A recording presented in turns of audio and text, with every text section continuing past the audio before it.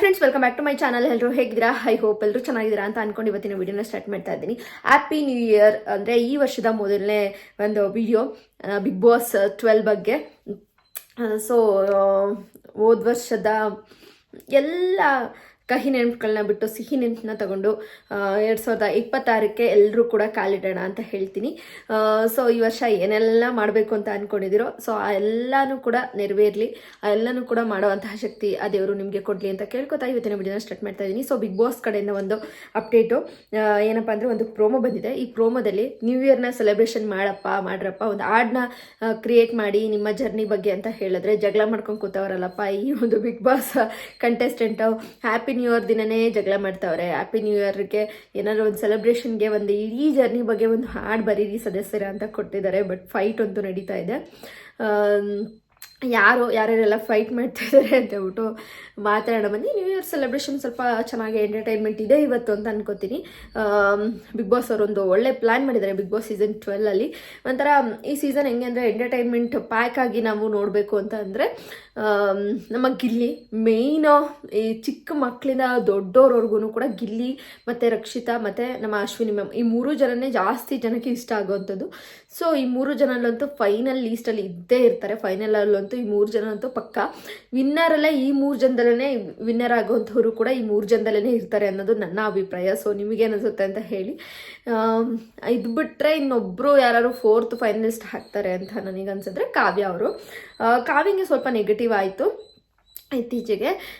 ಅದು ಅವ್ರ ಅಪ್ಪ ಅಮ್ಮ ಬಂದು ಹೋದ್ಮೇಲೆ ಕೂಡ ಜಾಸ್ತಿ ನೆಗೆಟಿವ್ ಆಗಕ್ಕೆ ಸ್ಟಾರ್ಟ್ ಆಯಿತು. ಅವರು ಏನು ಅವ್ರ ತಮ್ಮ ಗಿಲ್ಲಿನ ಗಿಲ್ಲಿಗೆ ಬಕೆಟ್ ಹಿಡಿ ಅಂತ ಹೇಳ್ಬಿಟ್ಟು ಹೇಳ್ಕೊಡ್ತಾ ಇರೋ ಥರನೇ ಇತ್ತು. ಸೊ ಅದರಿಂದ ಸ್ವಲ್ಪ ಕಾವ್ಯಂಗೆ ನೆಗೆಟಿವ್ ಆಯಿತು ಅಂತ ನನ್ನ ಅಭಿಪ್ರಾಯ. ಸೊ ನಿಮಗೆ ಅನ್ನಿಸ್ತು ಅಂತೇಳಿ ಕಮೆಂಟ್ ಬಾಕ್ಸಲ್ಲಿ ಕಮೆಂಟ್ ಮಾಡಿ.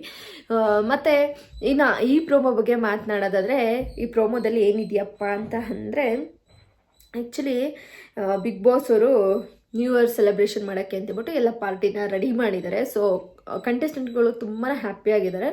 ಸೊ ದಟ್ ಇಲ್ಲಿ ಏನಾಗಿತ್ತು ಅಂತಂದರೆ, ಬಿಗ್ ಬಾಸು ಈ ಒಂದು 2025ರಲ್ಲಿ ಏನೇನೆಲ್ಲ ಆಯಿತು ಅಲ್ವಾ, ಆ ಒಂದು ಬಿಗ್ ಬಾಸ್ ಜರ್ನಿ ಏನು 3 ತಿಂಗಳ ಜರ್ನಿ ಇದೆಯಲ್ವ, ಸೊ ಈ ಜರ್ನಿ ಬಗ್ಗೆ ಒಂದು ಹಾಡನ್ನ ಬರೀರಿ ಅಂತ ಹೇಳ್ಬಿಟ್ಟು ಕಂಟೆಸ್ಟೆಂಟ್ಗಳಿಗೆ ಹೇಳಿದ್ದಾರೆ. ಆಬ್ವಿಯಸ್ಲಿ ಅಲ್ಲಿ ಹಾಡಂತ ಬರೆಯೋದಾಗಲಿ ಒಂದು ಕತೆ ಅಂತ ಬರೆಯೋದಾಗಲಿ ಅದು ಗಿಲ್ಲಿನೇ ಹೇಳಬೇಕಂದ್ರೆ. ಅಷ್ಟು ಟ್ಯಾಲೆಂಟ್ ಇರೋವಂತಹ ವ್ಯಕ್ತಿ. ಆಲ್ಮೋಸ್ಟ್ ಸುಮಾರಷ್ಟು ಶಾರ್ಟ್ ಫಿಲ್ಮ್ಸ್ ಕೂಡ ಮಾಡಿರುವಂತಹದ್ದು ಒಂದು ಟ್ಯಾಲೆಂಟೆಡ್ ಕಲಾವಿದ ಅಂತಲೇ ಹೇಳ್ಬೋದು ನಮ್ಮ ಗಿಲ್ಲಿನ. ಸೊ ಹಾಗಾಗಿ ಗಿಲ್ಲಿ ಅವರು ಹಾಡು ಬರೀತಿದ್ದಾರೆ. ಸೊ ಅಲ್ಲಿರುವಂತಹ ಎಲ್ಲರೂ ಕೂಡ ಸೇರಿಸ್ಕೊಂಡು ಹಾಡು ಬರೀತಾ ಇದ್ದಾರೆ.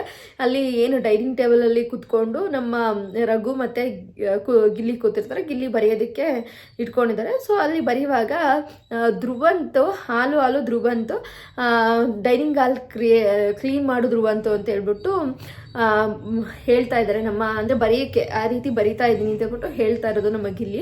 ಬಟ್ ಇಲ್ಲಿ ಧ್ರುವಂತು ರೊಚ್ಚಿಗೆ ಎದ್ದಿದ್ದಾರೆ ನಮ್ಮ ಗಿಲ್ಲಿ ಮೇಲೆ. ನನ್ನ ಬಗ್ಗೆ ನೀನು ಏನೂ ಬರೆಯೋದು ಬೇಕಾಗಿಲ್ಲ, ನೀನು ನನ್ನ ಬಗ್ಗೆ ಬರೆಯೋದೇ ಬೇಡ ಅಂತ ಹೇಳ್ಬಿಟ್ಟು ಹೇಳ್ತಿದ್ದಾರೆ. ನೀನು ಯಾಕೆ ನನ್ನ ಬಗ್ಗೆ ಬರೀತಿದ್ಯಾ, ನೀನು ಹರಿದಾಕ್ಬಿಡ್ತೀನಿ ಬರ್ದಿರೋದನ್ನು ಕೂಡ ಅಂತೆಲ್ಲ ಹೇಳ್ತಿದ್ದಾರೆ ನಮ್ಮ ಗಿಲ್ಲಿಗೆ ಧ್ರುವಂತು ಮತ್ತು ಗಿಲ್ಲಿಗೆ ನಡುವೆ ಆಗ್ತಾನೇ ಇಲ್ಲ.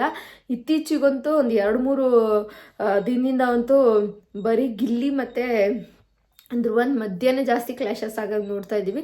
ಟ್ರಿಗರ್ ಮಾಡಬೇಡ ಅಂತ ಹೇಳ್ಬಿಟ್ಟು ನಮ್ಮ ಗಿಲ್ಲಿ ಹೇಳ್ತಾ ಇರೋಂಥದ್ದು ನಮ್ಮ ಧ್ರುವಂತ್ ಆದ್ರೂ ಕೂಡ ತುಂಬಾ ಸಿಟ್ಟಾಗಿದ್ದಾರೆ. ಸೊ ಅದರಲ್ಲಿ ಎಡಿಟಿಂಗ್ ನಡೆದಿದೆ, ಇನ್ನೂ ಸ್ವಲ್ಪ ಜಾಸ್ತಿ ರೇಗಿಸಿದ್ದಾರೆ ಅನಿಸುತ್ತೆ ನನಗೆ ಗಿಲ್ಲಿ. ಸೊ ಹಾಗಾಗಿ ಇಲ್ಲಿ ಧ್ರುವಂತು ಸಿಕ್ಕಾಪಟ್ಟೆ ಸಿಟ್ಟಿನಿಂದ ಹರಿದಾಕುವಂತಹ ರೇಂಜಿಗೆ ಬರೆದಿರುವಂತಹ ಏನು ಸಾಂಗಿಂದ ಇದೆಯಲ್ವ ಅದನ್ನೇ ಹರಿದಾಗೋ ರೇಂಜಿಗೆ ಆಡ್ತಾ ಇದ್ದಾರೆ ನಮ್ಮ ಧ್ರುವಂತು. ಅದಕ್ಕೆ ನಮ್ಮ ಗಿಲ್ಲಿ ಜಾಸ್ತಿ ಟ್ರಿಗರ್ ಮಾಡಿದ್ರೆ ನಿನ್ನ ಉಗ್ರಲ್ಲೇ ಸಾಯಿಸಾಕ್ತೀರಿ ಅಂತ ಹೇಳ್ಬಿಟ್ಟು ಹೇಳ್ತಾ ಇದ್ದಾರೆ ನಮ್ಮ ಗಿಲ್ಲಿ. ಅದರಲ್ಲೂ ಕೂಡ ಕಾಮಿಡಿ ಮಾಡ್ತಾರೆ, ಏನು ಜಗಳನೂ ಕೂಡ ಫನ್ನಿಯಾಗಿ ಮಾಡ್ತಾರೆ. ಸೊ ಅದೇ ನಮಗೆ ಎಂಟರ್ಟೈನ್ಮೆಂಟು. ನಮ್ಮ ಗಿಲ್ಲಿ ಅಂದರೆ ಎಂಟರ್ಟೈನ್ಮೆಂಟ್ ಪ್ಯಾಕು. ಆ ಜಗಳದಲ್ಲೂ ಕೂಡ ಒಂದು ಎಂಜಾಯ್ಮೆಂಟ್ನ ಕ್ರಿಯೇಟ್ ಮಾಡುತ್ತಾರೆ, ಆ ಫನ್ನಿ ಮೂಮೆಂಟ್ನ ಕ್ರಿಯೇಟ್ ಮಾಡ್ತಾರೆ ನಮ್ಮ ಗಿಲ್ಲಿ. ಸೊ ಅದೇ ಅವ್ರ ಟ್ಯಾಲೆಂಟ್ ಅಂತ ಹೇಳ್ಬೋದು. ಇನ್ನು ಎಲ್ಲರೂ ಕೂಡ ಪಾರ್ಟಿಗೆ ಸೂಪರಾಗಿ ರೆಡಿಯಾಗಿದ್ದಾರೆ. ಸೊ ಇವತ್ತಿನ ಒಂದು ನ್ಯೂ ಇಯರ್ ಸೆಲೆಬ್ರೇಷನ್ನು ಬಿಗ್ ಬಾಸ್ ಮನೆಯಲ್ಲೂ ಕೂಡ ನಡೆಯುತ್ತೆ. ಸೊ ಅದನ್ನು ನಾವು ನೋಡ್ಬೋದು. ಪಟಾಕಿ ಹಚ್ಚೋದ್ರ ಮುಖಾಂತರ ಅಲ್ಲಿನ ಒಂದು ಎಂಟರ್ಟೈನ್ಮೆಂಟ್ಗೋಸ್ಕರ ಒಂದು ಹಾಡುಗಳಿರ್ಬೋದು, ಡ್ಯಾನ್ಸ್ಗಳು ಪಕ್ಕಾ ಇದ್ದೇ ಇರುತ್ತೆ, ಮೋಜು ಮಸ್ತಿ ಎಲ್ಲನೂ ಕೂಡ ಇರುತ್ತೆ. ಹುಡುಗಿಯರೆಲ್ಲ ಸಖತ್ತಾಗಿ ರೆಡಿಯಾಗಿದ್ದಾರೆ, ನಮ್ಮ ಗರ್ಲ್ಸು ಸೂಪರಾಗಿ ಕಾಣಿಸ್ಕೊತಾ ಇದ್ದಾರೆ. ಮತ್ತು ಅದ್ರ ನಡುವೆ ಒಂದು ಹಾಡು ಮಾಡೋಕ್ಕೆ ಹೇಳಿದಾಗ ಜಗಳನೂ ಕೂಡ ನಡೀತಾ ಇದೆ. ಚೆನ್ನಾಗಿರುತ್ತೆ ಇಡೀ ಎಪಿಸೋಡ್ ಅಂತ ನನಗನ್ಸುತ್ತೆ ಈ ಪ್ರೋಮೋ ನೋಡಿದಾಗ.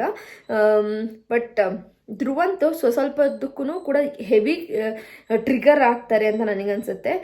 ಏನಾದ್ರು ಒಂದು ಕಾಮಿಡಿ ವಿಷಯಕ್ಕೂ ಎಲ್ಲ ಇದಕ್ಕೂ ಸ್ವಲ್ಪ ಜಾಸ್ತಿನೇ ಓವರ್ ರಿಯಾಕ್ಟ್ ಮಾಡ್ತಾರೆ ಅಂತ ನನಗೆ ಈ ನಡುವೆ ಅನಿಸ್ತದೆ.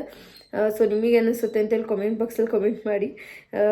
ಧ್ರುವಂತ್ ಮಾತ್ರ ರೊಚ್ಚಿಗೆದ್ದಿರೋದು ಸಂಭ್ರಮವನ್ನು ಆಚರಿಸುವ ಸಲುವಾಗಿ ನೋಡೋಣ, ಆಗು ಹೋಗುಗಳ ಬಗ್ಗೆ ಸಾಂಗನ್ನು ರಚಿಸಬೇಕು ಅಂತ ಹೇಳಿದ್ದಾರೆ ಆಬ್ವಿಯಸ್ಲಿ.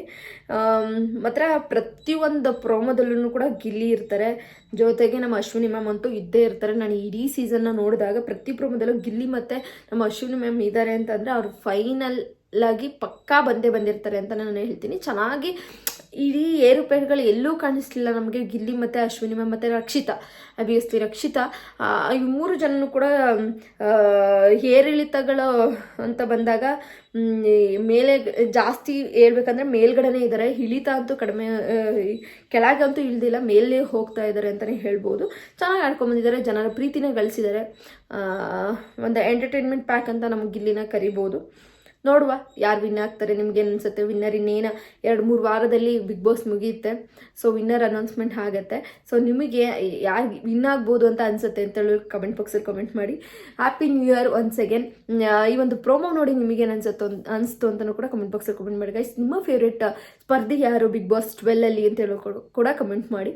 ಬಾಯ್ ಗೈಸ್, ನಿಮ್ಮ ಈ ದಿನ ಶುಭವಾಗಿರಲಿ, ಹೊಸ ವರ್ಷ ಹರ್ಷನ ತಂದುಕೊಡ್ಲಿ ಅಂತ ಕೇಳ್ಕೊತಾ ಈ ವಿಡಿಯೋ ಮುಗಿಸ್ತಾ ಇದ್ದೀನಿ ಗೈಸ್.